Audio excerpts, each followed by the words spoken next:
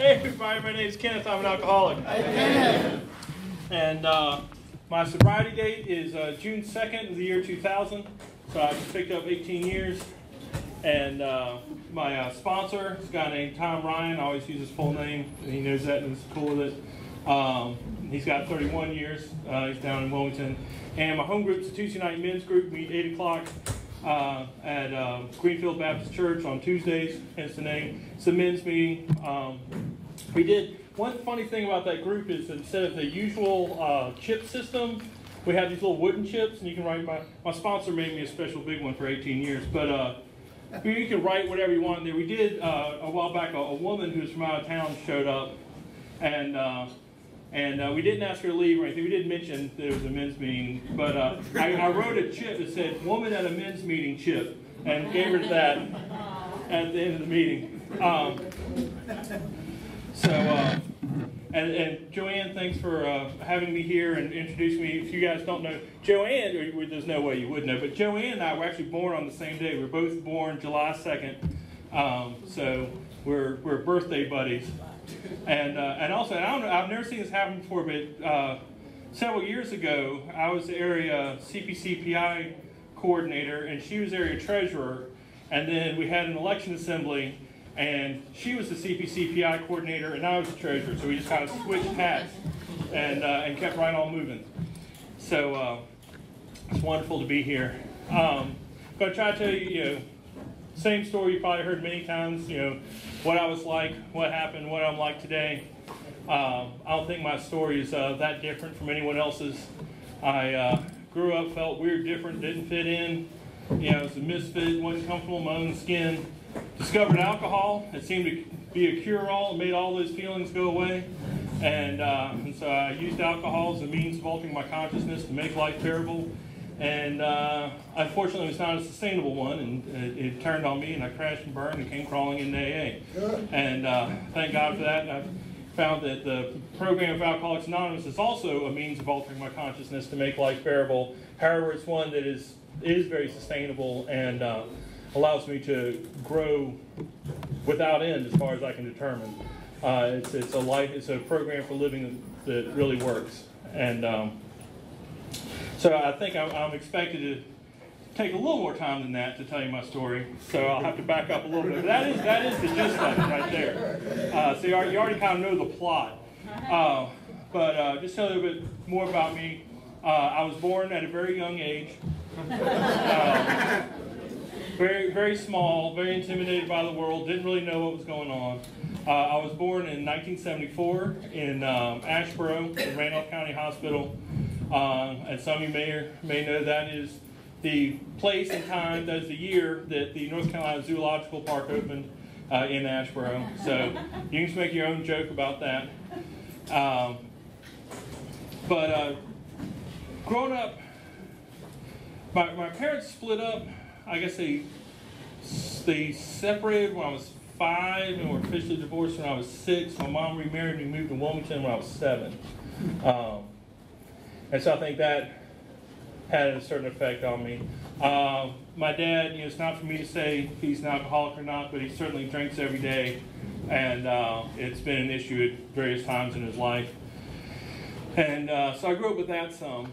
But for me, really, I think the biggest thing growing up, this sort of flavor of weird and different that I had going on was I was diagnosed with a whole lot of learning disabilities and emotional problems and this and that. So school was just a big, I just did not function well in school. And, my dad had been a professor at NC State. My mom taught at various community colleges and stuff. And so, education was a big deal. And I was just sick. I just didn't function in school. Somewhere we still have, or I assume we still have, a report card from when I was in 2nd grade that was just blank. And under teacher's comments, the teacher wrote, "Due to Kenneth's emotional problems, I think it best not to assign him grades at this time." I was like that dysfunctional. And I had some other thing. I had very poor eyesight. I've had LASIK surgery now, but most of my life I had Coke bottle glasses and stuff. And now my vision's corrected to 20/30 in my good eye, which is just enough to be able to drive in the state of North Carolina. When we're done here, I'll leave before everyone else, so you can don't have to worry about me being on the road. But one advantage of that is because I have a lazy eye, like it tracks pretty well so people don't notice it, but my brain ignores information from this eye. So you know that thing where you've had too much to drink and you're trying to drive and you're seeing double images? Like I never had to put up with that because my brain only takes information from one eye. So it saved me there. But I didn't get glasses until I was in second grade, and I didn't, so I don't know. And again, I don't know if this all kind of thing led into the feeling less than, just not being able to freaking see, I think is a problem. And it probably related to a certain lack of hand coordination. It's never good at sports or anything like that. But it's also, what I realize now is that a lot of my issues or whatever I had as a kid were issues of my own perception and my own, just the way I thought about things. And essentially just a couple months ago, I was talking to a friend of mine, a guy I grew up with, I've known since second grade. And he's recently married, and he's like telling his new wife about me and what, growing up and stuff. And he's like, well, Ken's always the biggest guy I knew. He was like the biggest kid. And this guy is older than me, so he was, ahead of me in school. And I was like, well, I wasn't really the biggest kid in school. And the thing was, and in my mind, as a kid, I remember in elementary school, I knew I wasn't like some big, strong kid because there was this guy, Eric, and Eric was bigger than me. And somehow it never occurred to me that in the whole school, there was only one guy who was bigger than me. I was the second biggest guy. But in my alcoholic mind, well, he's the one who's big and strong, like I'm just, some puny little guy because there's one guy who's bigger than me. But there's that mentality of being all or nothing. If I'm not the absolute best, then I must just be complete scum. And it's that I fell into that from a very early age, and I had no idea that I was falling into that. And this thing of seeing, because I was labeled LD and had to go see these education specialists and all this stuff, it got to be, I was trained from a young age. I need to go to my teachers and explain to every year, every class from second grade on all the way through college. I would go, first day of school, I'd go to the teacher, the professor, whatever, and explain I have a learning disability, I have trouble with writing, I need extra time, I need special consideration because my brain works differently. And so I'm just, our literature says no one likes to think he is bodily and mentally different from his fellows. Like, I had that ingrained in me from an early age. That was just like, well, I'm just weird and different. And I suck at everything, and I'm always getting C's and D's in school. And even with tutors and stuff, I can barely pass my classes. But, really, I'm smart. Just no one can appreciate how smart I am because my genius is just misunderstood. And so I just had this chip on my shoulder that was this tragically misunderstood person. And no one could appreciate, and even though I screwed up everything I did, it's just because no one could appreciate how brilliant I really was, which is crazy. I mean, when I look back on it now, but I'm glad I got to meet you people because I realized that's kind of the way alcoholics in general tend to feel. Like, well, I know I'm screwing up everything in my life, but really I'm just brilliant and misunderstood. And so that was just something I carried with me, and I had just, a virtually infinite amount of social awkwardness. And, man, first time I got drunk, I was 12, getting ready to turn 13, and it was like magic. It was, all those feelings went away. It was the best thing ever. And of course, I drank too much. I puked all over the place, made a mess all over the house. Before I had another friend of mine, Jeff, was with me, who I'm still friends with today. It was the summertime, and I'd wait till my parents had gone off to work because they had to work, and kids get to stay home. And I figured if I drank right when they went to work, we'd have till 5 o'clock for whatever happened because I knew something was going to happen if I drank. Like, the chances of me getting away with it were pretty slim. And I did get away with it in that my parents didn't realize what happened. But like, poor Jeff had to clean the whole house up. He had to fix things, cover things up. I mean, it was just ridiculous. And by the time my parents got home at 5, I was hungover, but I wasn't actively drunk. Like, I didn't feel right, but I wasn't like falling down or anything anymore. Because I'd gotten all my drinking out of the way about like 9:30 that morning. And it's funny, because so many people think like that's just not something anybody would do. Like who would be drinking at 9 o'clock in the morning? And it's a great story in the Bible if you know the story of Pentecost. It's and I'm not going to go do a whole Bible lesson, but the story of Pentecost in the book of Acts, it's after Jesus died, he's resurrected, and they have an empty tomb, and then he comes back, and then he leaves again, and he says, I'll send the Holy Spirit after me. And then all the disciples or the apostles are gathered together in Jerusalem, and they start speaking in tongues. The Holy Spirit comes on. They're all speaking in tongues and whatnot. And people look at them and go, what's going on with these men? Are they drunk? For they're all speaking in different languages. And St. Peter steps up and he says, these men are not drunk, for it is only 9 o'clock in the morning. And every year on Pentecost in my church, when they read that, there's a couple other AAs who go to my church, and we're like, like who says you can't be drunk at 9 o'clock in the morning? There's a true story. I once, because I longed for something more, and I longed to be a part of, and I didn't know that that's what it was. But the only place in my life as a kid that I didn't feel like a complete freak, like I was just completely rejected by everyone, was at my church. And I know I've talked to plenty of people who had very negative experiences growing up in churches and being condemned. And for me, that was the one place that, whatever kind of a weird kid I was, and I was a particularly weird kid, but the people in my church, they had read the parts of the Bible on love and acceptance and tolerance. And so that was the place that I felt connected to other people. And I joined this couple older guys in the church when I was in high school, wanted to start a men's intergenerational Bible study. We met at 7 a.m. at KW Cafeteria on Tuesdays. And when you know it, I actually showed up there drunk one time. And it's like, what kind of a person shows up drunk to a Bible study at 7 o'clock in the morning? Right here.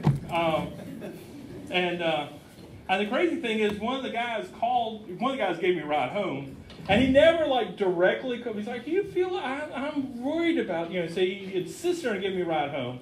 I live a few blocks away, but he wanted to make sure I got home safe. And I found out, wasn't until years later when I was sober, I was talking to my mom about it one time. She's like, he called me and he told me that you had shown up that morning with alcohol in your breath, and he was worried about your drinking, and I just couldn't believe it. And I'm like, what do you mean? What? You never said anything to me about it. And she's like, well, I just thought he was crazy because no one would ever do something like that. That's a crazy story. Like, well, it is a crazy story, but we all do what we do. And I'm one of those people. I really had a hard time with surrender. And what I've come to find out, really through doing inventory and doing a lot of step work, is what I really have is an ego problem. And all of my grandiosity and my desire to prove that I'm better than everyone else comes from a deep-seated insecurity, just the sure knowledge that I'll never measure up, I'll never be good enough, I'll never be able to be like you, because because I am stupid, I am incompetent, I'm an idiot, and I'm bad, and I screw up everything that I attempt. And the more I feel like that, the more I try to act like I'm smarter, and I've got everything under control, and I don't need anybody's help. And and if you try to help me, I'll bite your hand off. And that's not a very productive way to get through life. But I found I could maintain that sick sort of dual, egomaniacs and inferiority complex ego thing by drinking a lot. Anytime I didn't feel like I was better than everyone, I would just drink more. And of course, anytime I drank too much, I would feel less than, and that would make me, make all my insecurities come out, which drives a lot of my character defects, if not all of them. And then I would have to drink more.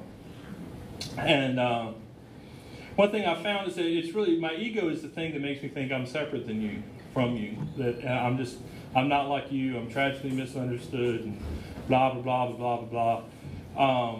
And all that, whether I'm thinking I'm better than or less than, I'm thinking I'm different from and separate from.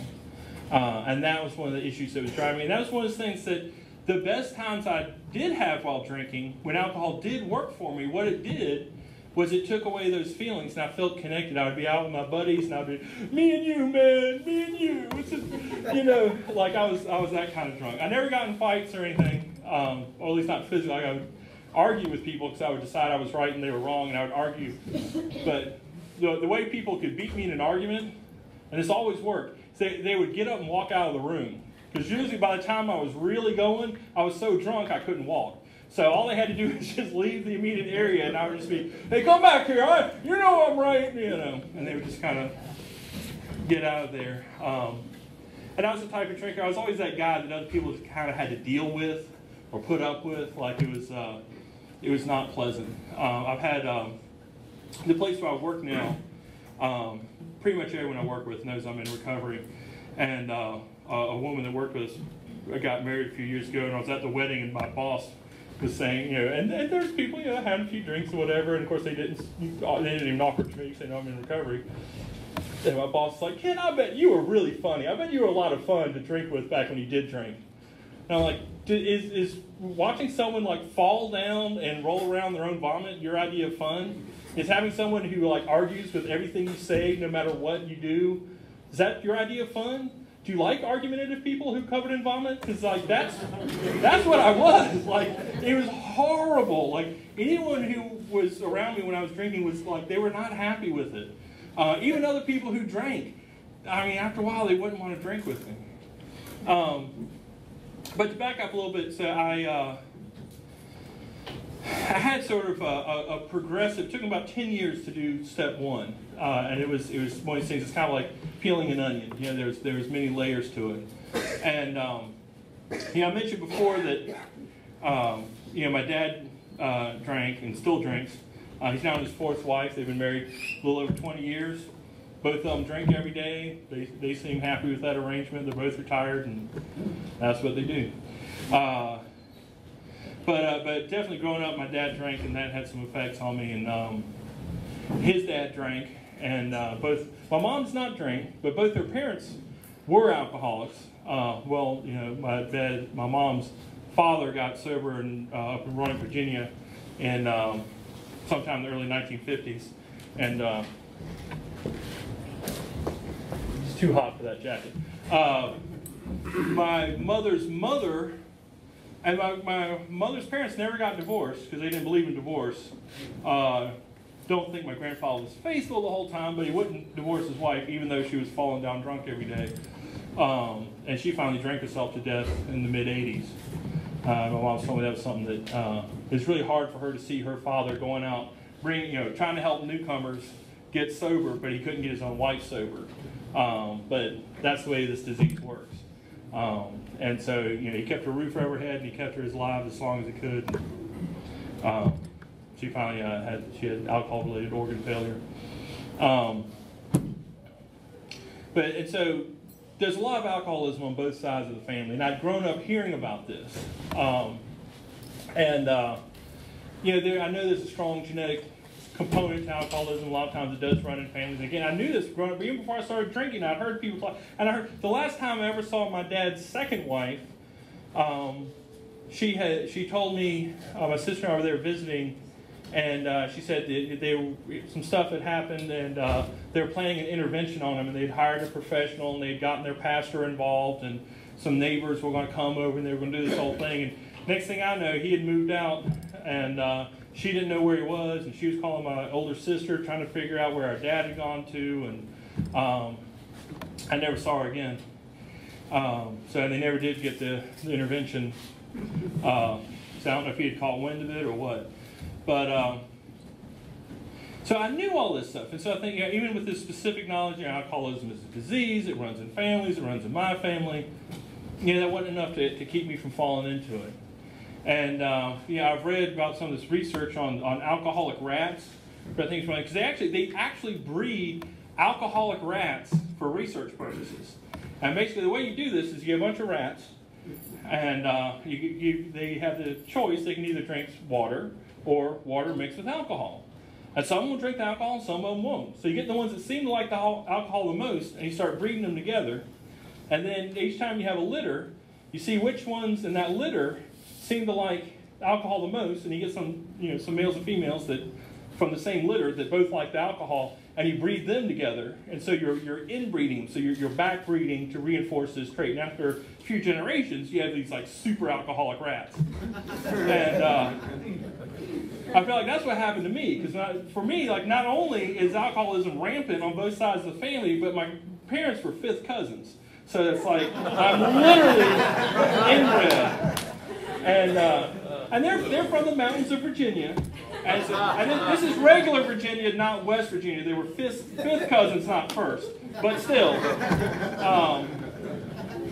But, you know, I mean, I just came out the chute. You know, when people talk about this, you know, this, how you progress and out this invisible line, like, I had none of that. I've heard people talk about, you know, they get to the point that they're drinking, you know, Listerine or vanilla extract or, you know, generic cough syrup in my case. I mean, for me, that was like 8th and 9th grade. So I swore off alcohol forever. I mean, forever. Never to drink again for the first time when I was 15.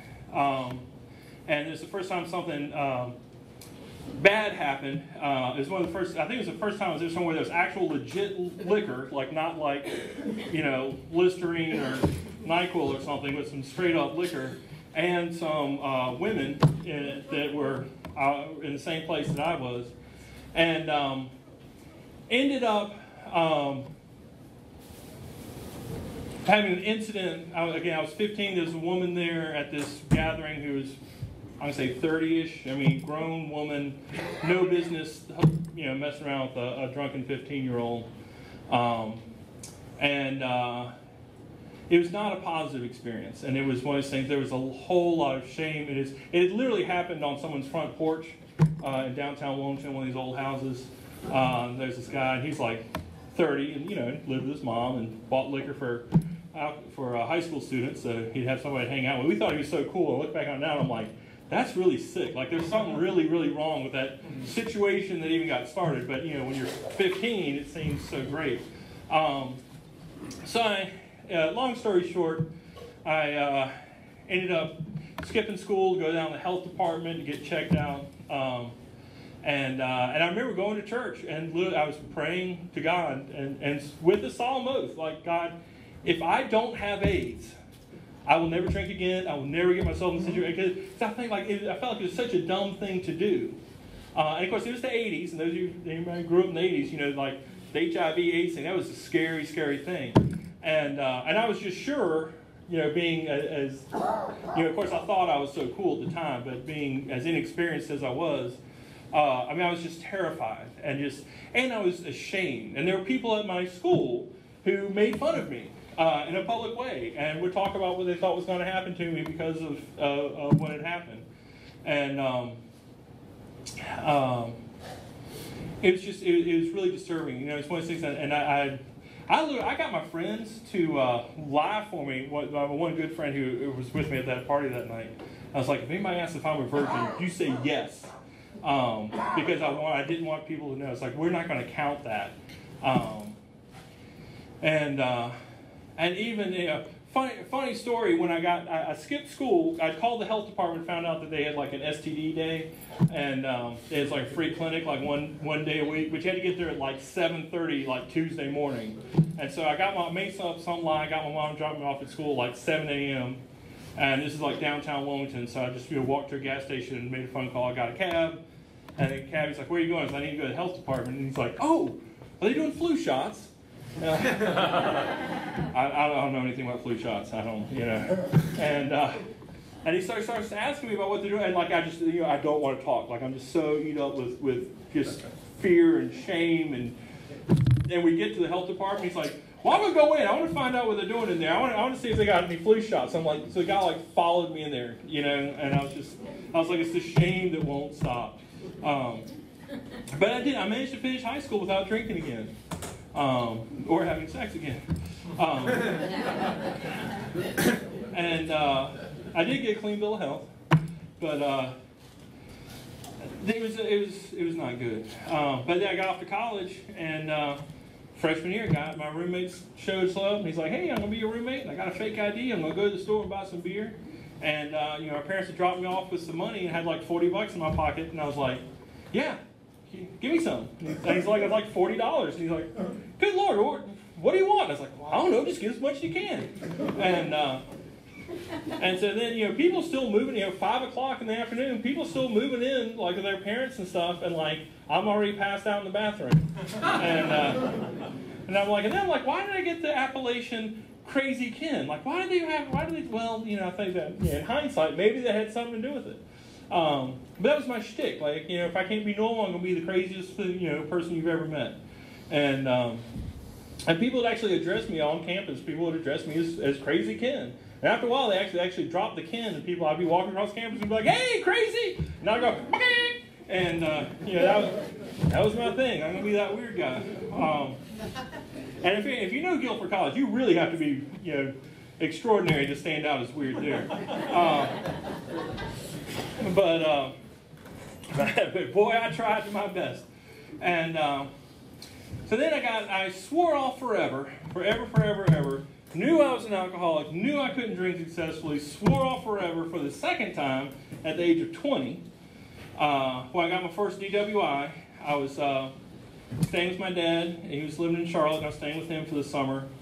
And working for the city, I was working for the Charlotte-Mecklenburg Utility Division, which means I had a little office and a sewage treatment plant. And got to tour all the sewage treatment plants for the city. You can only imagine. But I got pulled and spent the weekend in jail. And it's one of these things. And I remember a friend of mine. I was at this party, and I wasn't going to drink that night. So I had stuff I had to do the next day. And a friend of mine had taken my car keys away from me. And he's like, you're too drunk to drive. I'm like, I know. And I told him, I can't remember if it was this pack of cigarettes or something, but I told him I'd left something in my car. And I was like, if you'll just give me my keys, I'm not going to drive. I just need to get something out of my car. And he gave me those keys, and I hopped in the car and took off. Got a DWI, which, now look back now, thank God. I mean, I'd rather have a DWI than have killed somebody.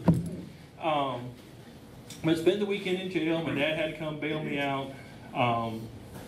Not a good time. And of course, then you have loss of license and all this stuff, and then had to go take one of those assessments as we do. And good alcoholic will go in there, DWI assessment, and you're like, I had 2 beers, and that's the first time I'd ever had beer, so I didn't know how it would affect me. I didn't even know there was alcohol in beer,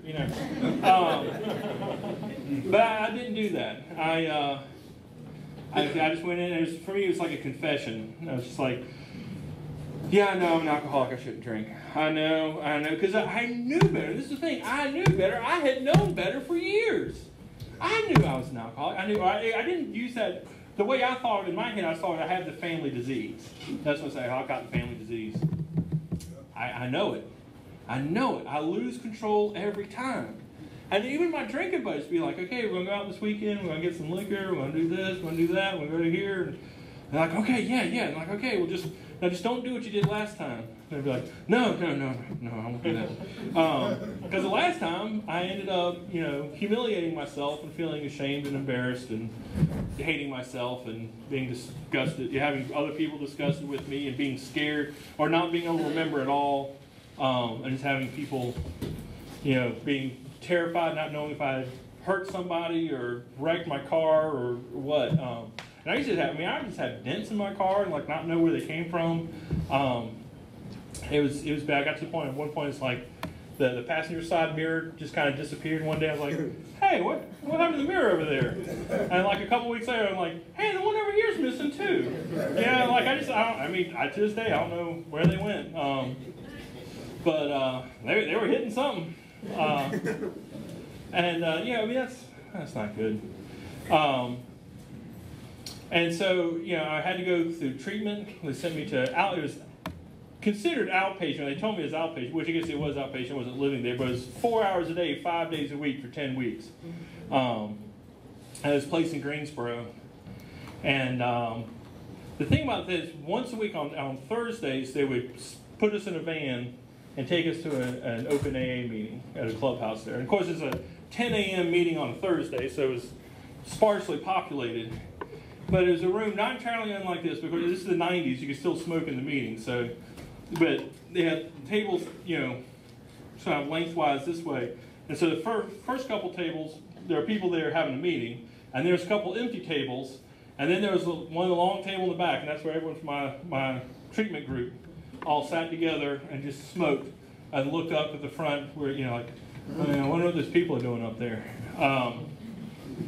But I knew, and I knew it was a disease, knew it ran in families, knew it ran in my family. I knew that my grandfather had gotten sober in AA. And unfortunately, he died in 1995. My sobriety date's not until 2000. So I never had a conversation with him about Alcoholics Anonymous, really. But I knew that it had changed his life. And it had done something for him. And I knew it existed. And so I stopped drinking, didn't drink for a couple of years. Wasn't entirely sober, but I was staying away from alcohol because I knew I tended to lose control immediately, it seemed, anytime I drank. And I tried controlling one thing I found I didn't enjoy, not only was I unsuccessful when I tried to control my drinking, but I didn't even like it. I mean, it was miserable. By the time I was in high school, actually, during that period of not drinking, I remember the girl used to give me rides to school when I was in 11th grade, telling me she had some liquor in the car. And she said, "Yeah, you want to take a couple shots before we go into school?" And immediately I thought, I just had this vision of me having to get back to her car during the school day. Because I knew if I had a couple shots before school, all I was going to be able to think about the rest of the day was getting back and getting some more. And certainly by the time I was 20, I figured out, if I went somewhere and I was around some nice people, normal people, and they were having a beer at lunchtime, and said, "Hey, would you like a beer with your burger or whatever?" And I had to go do something else later that day, I just wouldn't have a beer. Because I knew if I had that one beer, I wasn't going to do anything else the rest of the day. I would have to schedule time for me to drink. And but so after that, I had some exposure to AA, and however many hours of treatment that works out to, and didn't drink for a while. And I did during that time. When I first finished college, I went and spent 6 months in Costa Rica through a church program. And I was down there working in a school for Nicaraguan refugee kids. And where I would show up and play games with them and stuff. Suppose I was going to be teaching them math and stuff because they all were studying English, but it turns out they didn't really speak English. I didn't really speak Spanish, but we would play. And I picked up a little, and they picked up a little, but at least I didn't drink during that time. So I had some kind of meaning and purpose in my life. But when I got back to the States, of course, I was around my old friends and stuff, and ended up falling back into it. And by 1999, I was working. I was blacking out a lot. I started I thought of 40s as my personal time machine, because I was working at this company I was weekend staff, and I'd go into work at 2 o'clock on a Friday and just stay at this place until Monday morning, and I'd leave work at 7 o'clock Monday morning. And I remember thinking, as I'm going, at 7:30 in the morning at a gas station buying 4 40s of Magnum, because there's a place in Greece where you get 40s of Magnum for $1.25. So for $5, I got enough, to get me through the day. And I remember thinking, I bet that guy who works at the gas station, he probably thinks I'm some kind of an alcoholic or something, because he doesn't realize this is my weekend. I'm going to be off work till Friday. He probably thinks, if he thought that, which he probably wasn't paying that much attention to me. But if he did think that, he would have been absolutely right. But I love that because then my housemates would be at work, and I could drink the way I wanted to. So I kept my 40s in my bedroom there. I wouldn't put them in the fridge, because just in case someone came home, I didn't want them to say something to me about my drinking.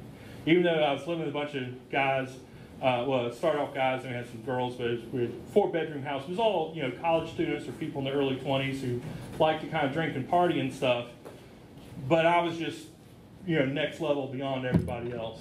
And I was ashamed of them knowing that I was drinking during the day. But I remember that was one memory in particular. It's 9:30 on a Monday morning. I don't have to be at work until Friday. And all my housemates are gone. I got the house myself. I can crank the stereo, do whatever I want. And I'm drinking my second 40 of the morning. And I've got, a couple more when that's done. So I got enough to put me down for the night, and that feeling's coming on. And I'm like, this is the feeling I'm looking for, but it's hollow. Like, it doesn't mean anything. It's just, like, all alcohol can do for me is give me a temporary escape from a world that sucks, and a life that sucks, and a Kenneth that sucks. And it could be my time machine. That's why I call it my time machine, because, when I would do stuff like that, I never knew. Like, next thing I knew, it might be Tuesday, it might be Wednesday, I don't know. I would just lose time. And I'd wake up and have to figure out when it was. But that was the best alcohol could do for me at that point. And even though I was catching a buzz in a world that was that harsh and cruel and meaningless, all I want to do is to escape. It's like, my life sucks. This universe sucks. If you had my life, if you were living the universe I'm living in, you'd drink too. That was the way it was. It's just, I had to get away from that. And that's when alcohol was not working for me, but I still wasn't able to not do it. That Thanksgiving I went to stay with my dad, and his brother would always rent a house at Topsail Island for Thanksgiving. And I remember going down there, and I'd already told my family that I'd stopped drinking back when I got the DWI and everything, so I'm having to pretend I'm not drinking. And I was sitting there, and I'd done some other stuff that I thought wouldn't look like drinking. They wouldn't know that I was on something. And then I get there, and they're like, we're just playing cards and stuff. And my dad and his wife are drinking openly in front of me, and I'm thinking, how dare they? How dare they drink in front of me, knowing that I don't drink anymore because I'm an alcoholic. And then finally they went to bed, and I just remember they had a half-gallon jug of vodka sitting on the counter. And I just remember once I was pretty sure they were asleep, I went and I got that half-gallon jug. And I just remember tilting it back and just chugging as much as I could. And then the next thing I remember, I'm waking up, it's like 7 o'clock.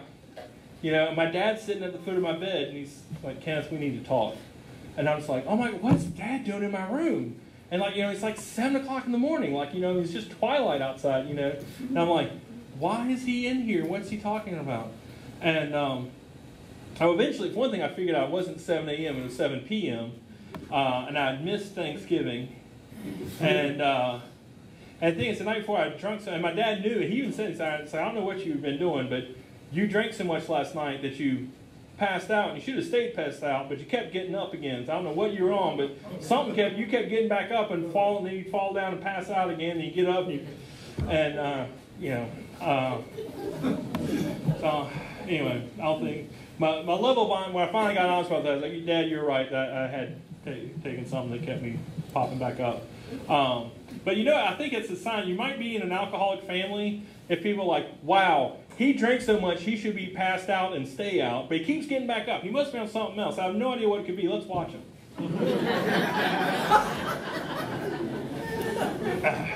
That's the way it is in my family.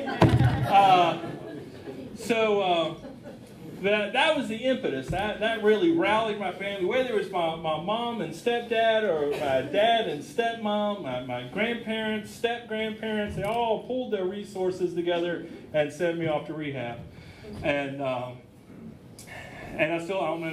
don't even know all the family members that pulled their resources on that or how much they paid, but I know that it was a family affair. And I was willing to go. I knew I was out of control. I was getting to the point I was really scaring myself that I would decide, okay, I'm not going to drink again until Thursday, and this would be like on a Tuesday, and I would wake up Wednesday morning hungover or Wednesday afternoon not knowing what had happened.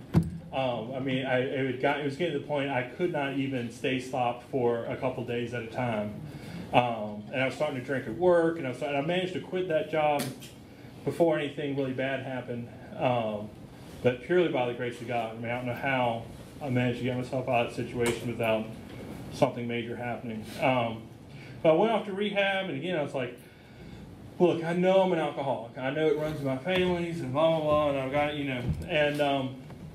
after doing that, this is January of 2000. I moved back to Wilmington, get away from people, places, and things. So I got to do something really different this time. And I think I should probably finally try to go to AA. So I started going to some AA meetings. I joined, there was a young people's group at that time that met at 9:30 at night, Tuesdays and Fridays.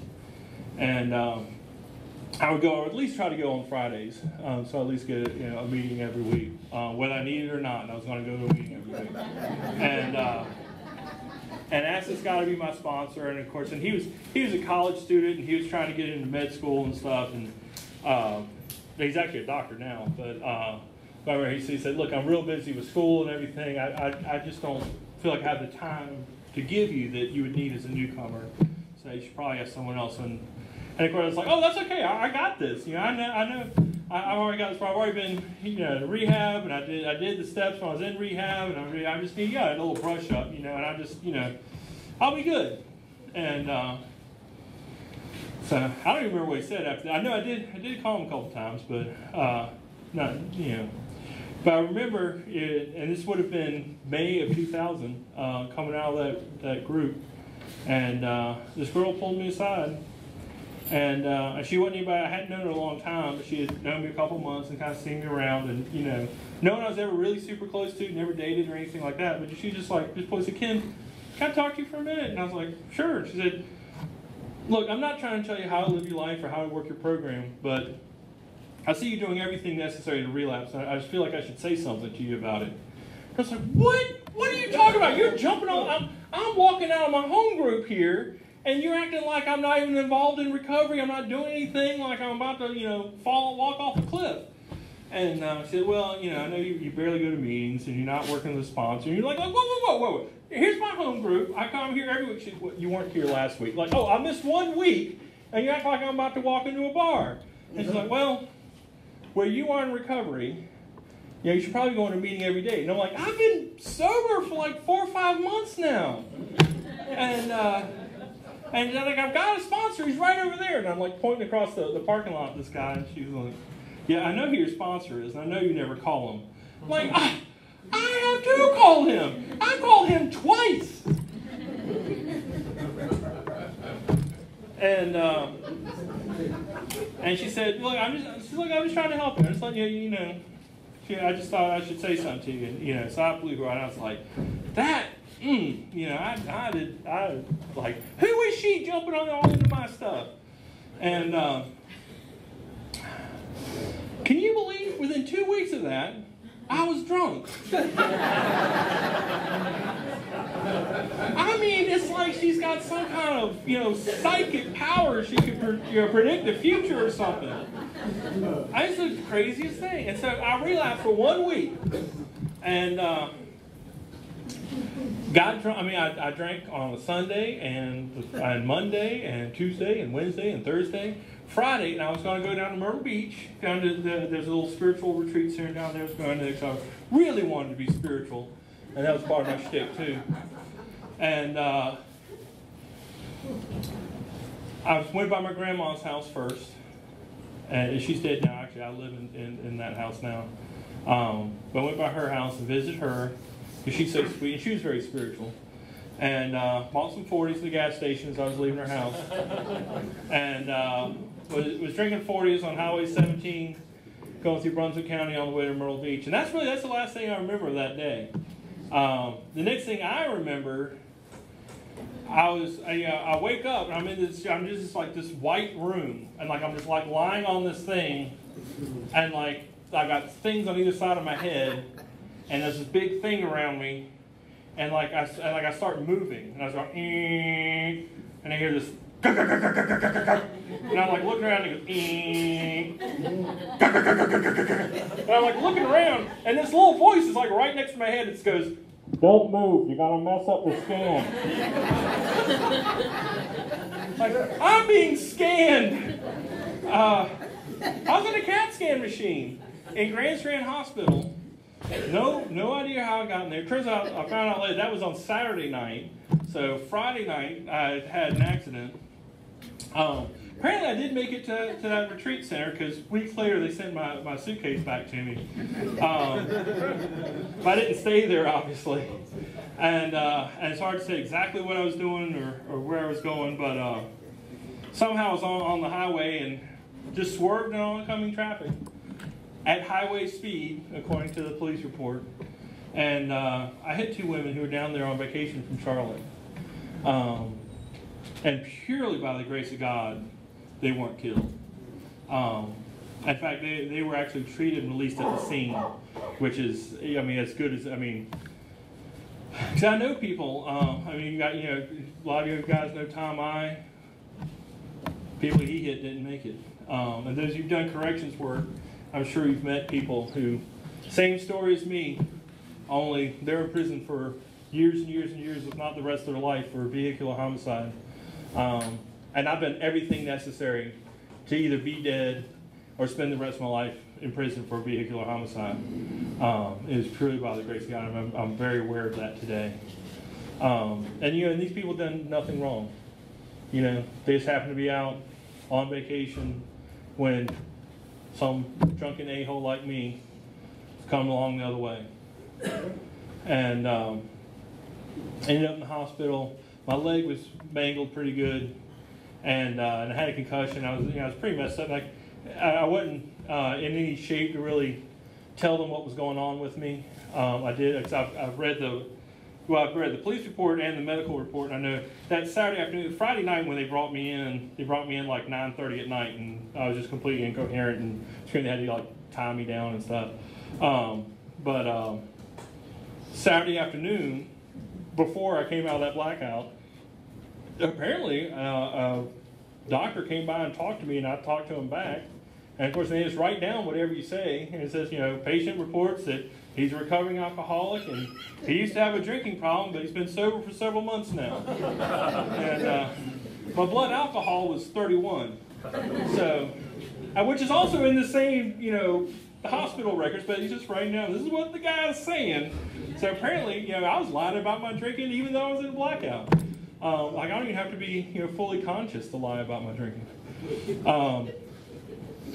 But they ended up, because I had some bones that they weren't just broken, but like exploded in pieces and needed, it's almost like carpentry work where they put stuff together, and I got plates and stuff holding things together. But there's an orthopedic center in Wilmington, and I was from there, so they shipped me back out to Wilmington. Found out later that the sheriff in Horry County was upset that I fled the jurisdiction because I was supposed to be under arrest, but you know, I didn't know. And so I was back in the hospital at Cape Fear Hospital in Wilmington, and there's this important CPCPI thing. The priest from the church I'd grown up in called me. I think my sister had called him, and I was really touched by this. He instead of saying that he wanted to come visit me, he said, "There's a member of the congregation who has let me know that he's a member of Alcoholics Anonymous, and he'd be willing to talk to you if you'd be willing to talk to him." And I think that's effective CPC work to you know, let your priest or your pastor or whatever know, hey, I'm an AA. So if you ever hear somebody who might benefit from talking to someone from AA, I'm willing to talk to them. So that guy came and talked to me, and another woman from the church who's a friend of my mom's came and talked to me, which actually I think she was actually the first person to come talk to me, or she thinks she is, I don't know, but I don't even remember her coming and talking to me. She was the one who went through my wallet and found the card from the sheriff's deputy and called down to Myrtle Beach and found out what had happened. Then my mom came, and my mom came and saw him in the hospital, and she started giving me this Al-Anon talk. And I could tell it was a prepared statement. And if I've done nothing else good in my life, after all the alcoholism my mom had been putting up with her whole life, from her parents and her grandparents, both her brothers, her first husband, all these alcoholics she had to deal with, I was the one who finally pushed her over the edge in Al-Anon. But she came in, and my memory is she didn't even come all the way in the room. Like, she just barely came through the doorway, and she started giving me this speech, and she said, you know, we've done everything we know to try to help you.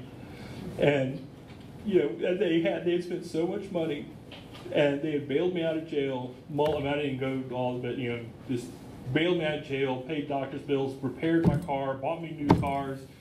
I mean, they just done everything to try to save me from this disease. And I know that she had been so hurt by stuff that happened when she was growing up with alcoholism and stuff that happened in her first marriage with alcoholism. The worst thing that I can imagine happening to a nice lady like her would be her little boy to grow up and be an alcoholic. But that's the part I'm powerless over. There's nothing I could do. I didn't want to be an alcoholic. I was specifically warned to be careful with alcohol because alcoholism ran in the family. None of that helped. It is true. This disease is more powerful than I am, and it just killed me. Seeing her there, and the fact that she was giving me this talk, like it was just like I could tell she had prepared, like she had rehearsed this thing, and I started apologizing, like, Mom, I'm so sorry. I know I've disappointed you again, and I didn't want to make you cry again. And I didn't want to put you through this again. And somehow she had the strength to look at me and say, "Don't tell me you're sorry. Sorry doesn't mean shit. You want to tell me something that means something? Tell me you haven't had a drink in 5 years. That would mean something. This 'I'm sorry' isn't cutting it. And I don't know where you're going to go when you get out of the hospital, but you're not coming to my house." And I was just devastated. And it hurt because I knew she was right. I knew she had done everything she knew to do. And that was the moment I was like, I felt like, in part, well, not in part, but I felt like really it was my fault that I had ended up there. Because I had wanted to be sober, I really did. And I tried to be sober, but I had never really done the deal. And because I found this girl later, like about 5 years into sobriety, I was in Myrtle Beach. She was living down there working somebody told me she was working at a bookstore down there, and I went and saw her at work, and she recognized me. So she didn't even really remember that conversation. She said, "Well, I remember I was worried about you." And I was like, "Well, I feel like that saved my life because you cared enough about me. You loved me enough that you said something. You let me know I wasn't really doing the deal. I wasn't actually working this program." And so when I relapsed, I knew it wasn't AA didn't fail me. This program didn't fail me. I had never done this program. And so then, for the first time ever, instead of deciding to stop drinking, I decided to work this program. And that has made all the difference. That's made all the difference. Because that's a choice I can make. I thought that being an alcoholic meant that I was going to have to be real careful about my drinking. But what it means is I can't do anything about my drinking. I cannot choose whether or not I drink. But I can choose whether or not I'm going to work a program. And when I decided to work this program, things started to change for me. And to be honest, I didn't even think this program would work for me. Like, I really wasn't sold on the idea that this was going to work for me. But I figured at least if I did everything I was supposed to do in this program and really work the program, well, if I drink again, it's going to be your fault. I won't have to, this one's on me. All right, I didn't really do the deal. But it turns out in AA, it doesn't matter what I think. It doesn't matter what my opinions are. It doesn't matter if I believe in it or not. It certainly doesn't matter how I feel. But what I do matters. And when I started to do the deal, when I started to actually work this program, take every opportunity I could get to go to a meeting, instead of trying to say, like, well, do I think like I need to go to a meeting this week? Or do I need to go to a meeting today? It was, when's the next meeting I can get to? If I went to a new meeting, can I get to another meeting at 5 o'clock? Or if there's not one at 5, can I get to one at 8? If I go to 8 o'clock meeting, what's the first meeting tomorrow I can get to? And I started, working steps with a sponsor. I got Tom a sponsor. I got another sponsor briefly, and then by the time I was, 3-4 months sober, I had Tom. And he would take me to meetings 5 days a week. And on the 6th day, he would, which actually was Wednesdays, but on Wednesdays he would take me to go have lunch with his sponsor. And just a few months ago, my work schedule changed. We had to switch that to Thursdays. Now I go have Stromboli with my sponsor on Thursday. There's some other guys that he sponsors also come along now. And that's a new thing. That's only been going on for about 10 years. But for all, close to 18 years now, every week I sit down and have a meal with my sponsor. We have lunch. And it's that kind of a connection, and it's, I heard early on, someone said, time is love. If you want to give someone your love, give them your time. And that's what my sponsor did for me. And I always say, my sponsor taught me love. And he's an old Irish Catholic guy from New Jersey. He doesn't talk about emotions a whole lot. He doesn't talk about love a whole lot.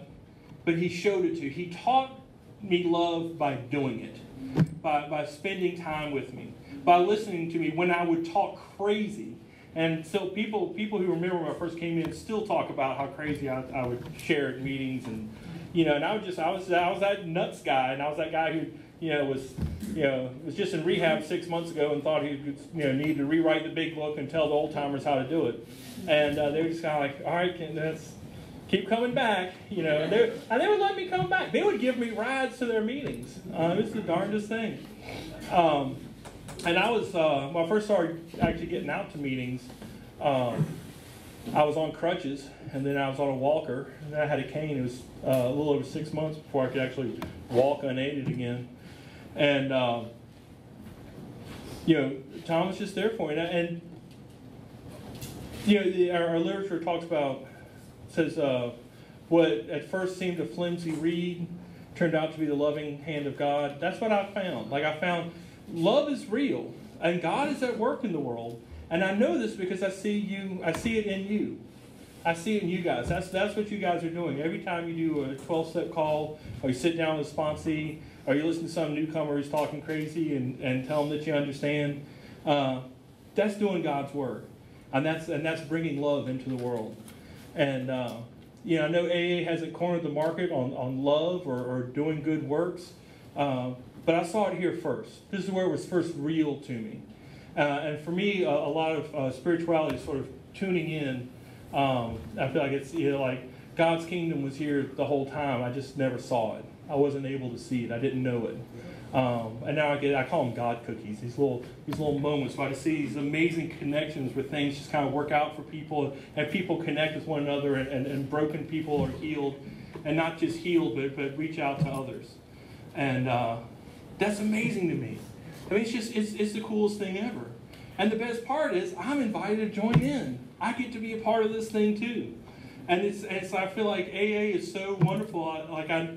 Once it clicked to me what an awesome program this is, what an awesome loving fellowship this is, I was like, wow, could I ever be good enough to be a part of that? And yes. And then people are like, well, duh, come on, get out there, go do some work. I got plugged into service pretty early on. Almost as soon as I had 90 days, I was still at the young people's meeting then, and the group had a group commitment to answer the phones at the intergroup one Sunday afternoon a month. And we only had about 4 home group members at that time. And this person who's going to do it said they couldn't do it, and this person was going to be out of town. This person didn't say, well, Ken, you got 90 days, you can do it. And it's like, well, I don't have any way to get there, and I really don't know, how to do all this stuff. And, I got a broken leg. And they said, well, look, it's not rocket science. We'll explain to you how to do it. And we'll have somebody give you a ride there, and you don't answer the phone with your foot. I'm like, I ended up going over the intergroup. And at that time, the intergroup building we were in then, they had it set up so they could lock most of the building up. So there's like a little waiting room area with a desk and a phone. This is 2000, fall of 2000, so this is pre-internet. There's no computer there or anything. They had a whole bunch of pamphlets, so I ended up reading a bunch of pamphlets there, and they had a map of the city and some meeting schedules and the bathroom, and everything else was locked up. So I'm just sitting there all day, and I got 1 or 2 phone calls of people looking for a meeting, and I'd look at the meeting schedule and tell them where one was and stuff. And somebody's going to pick me up at 5 o'clock, and about 4:15 or something, this guy pulls in. And he comes there, and he's just all distraught. He's like, oh, my God, I can't believe this. I can't believe this. I relapsed, and I don't know what to do, and I don't want to be out there long. I knew I need to get sober again, and I was like, okay, well, what happened? Did you wreck your car? Did you get arrested? Did you get a DWI? Because these are parts of my, relapse. And it's like, well, no, nothing like that happened. And I'm like, and he's like, oh, but my girlfriend. It's like, oh, did your girlfriend leave me? It's like, well, she didn't leave me, but she's really upset about it. I'm like, okay, well, how long were you drunk? And he's like, well, I got drunk Friday night, and I was drunk Friday and Saturday. I'm like, oh, well, I relapsed a few months ago. I was out for a week, and I did this, and I was sitting behind the desk, and at the time I had to wear shorts because there was a bunch of staples and stuff in my leg holding stuff together. I had a big brace, but it was like open. It was really disgusting looking. And I was like, I was out for a week, and I did this, and I showed him my leg, and he's pacing back and forth. He's like, it's so, and he stops and he looks and he goes, okay, it's not that bad. And that was one of those moments for me. It says, no matter how far down the scale we've gone, we can see how our experience can benefit others. The worst parts of my past can be the very thing that I can use to save another alcoholic. Like, all of a sudden, all of that stuff is real for me. This idea that through service, I can transform the worst parts of me and my history into something good. Not just good. Like, it's not only can I learn to be okay with it, but it actually is something that is objectively good. It is a tool that I can use to help others. And so for me, I wasn't restored back to what I was before I was drinking. Before I was drinking, I was a self-obsessed, narcissistic, highly anxious, socially inappropriate adolescent. I don't want to be restored to that. But I get to suddenly become an actual adult human being, or mostly adult. But I get to be a competent human being. But more than that, it's almost like I've been given superpowers. Like, I have this ability to reach another alcoholic that normal human beings don't have. And that is awesome. And that's just this amazing gift that I wasn't expecting that kind of a God cookie when I got here. I was just trying to stop drinking. I wasn't thinking I was going to get magical abilities, But that's what we have. And that's what all of you have. If you've been sober for any length of time and you can tell someone else about how you did it. If you've been through something horrible and it didn't kill you and you're here today, you can share that with someone else. I mean, that is magic. It is absolute magic. And that is the gift that we're given in Alcoholics Anonymous.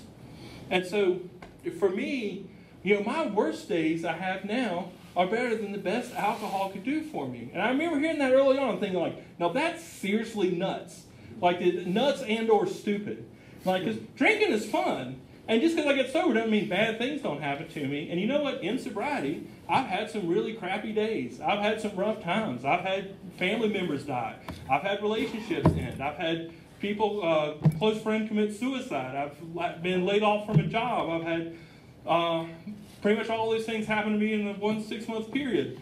But no matter what I'm going through, I don't have to go through it alone.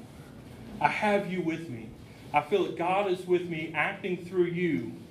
And the fundamental reality that I have now is we're all in this together. And love is real, and God is at work in the world. And I get to see that in you, and I get to be a part of it.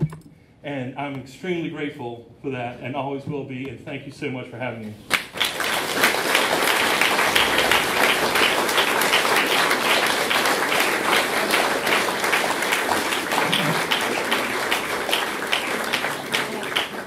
Thank you again, Kenneth. Let another round of applause. Can't get enough.